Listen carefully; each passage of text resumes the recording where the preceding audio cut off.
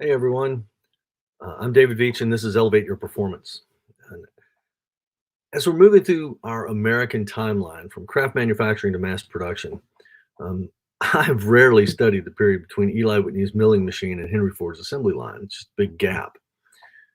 But the 19th century seemed to hide these great strides in manufacturing just because of the magnitude of some of the other changes. And most notably, the 19th century in America is about expansion and about exploiting rich natural resources that we discovered. I mean, in 1803 alone, we doubled the size of the nation with the Louisiana Purchase. But even in the East, in Virginia, Maryland, and Pennsylvania, iron ore was abundant and it became a huge export for the United States. But it also provided rails to connect that expanding country. So railroads grew exponentially. Further deposits were discovered all around the Great Lakes region, and with the easy transportation routes through the Great Lakes, that all just accelerated growth. Guys like J.P. Morgan and Andrew Carnegie were able to make great use of the Bessemer process when it was introduced to the United States to refine iron ore into steel. We also saw the development and growth of the oil industry as we learned how to refine the crude oil that was first discovered in Pennsylvania. J.D. Rockefeller built his first refinery in Cleveland and took advantage of the wealth he generated to consolidate hundreds of players in the oil business into Standard Oil.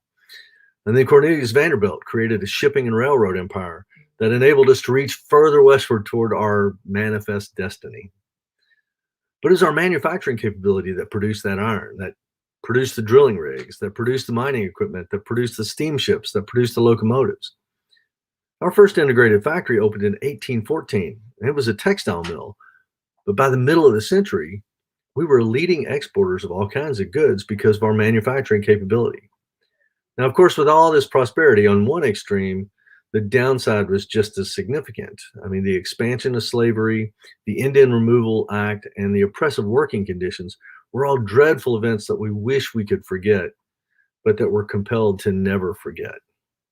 In the second half of the century, new technologies emerged with wider availability of electricity, which was a much better power source for equipment in factories than steam. And light meant that we can now exploit workers 24 hours a day. So with electricity, the telephone, and the telegraph, there are a few of the keys to the second major industrial revolution. And we'll cover some more on that tomorrow. So have a great day, and I'll see you tomorrow.